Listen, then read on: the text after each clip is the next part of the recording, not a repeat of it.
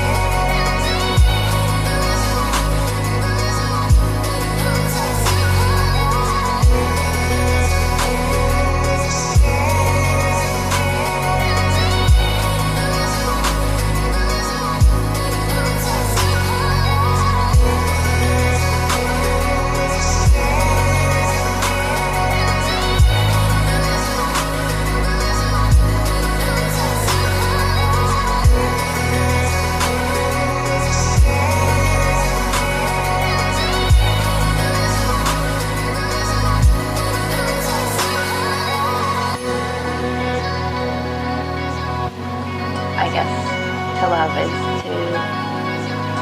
that's the whole spectrum of life right there. And love is a focal point for humans, like from birth to death, sort of what we're here for in a lot of ways, for love and interaction with other people and self-love and loving others and getting to a place where you're not afraid of who you are and you can open up and sort of, it's just an ecstatic expression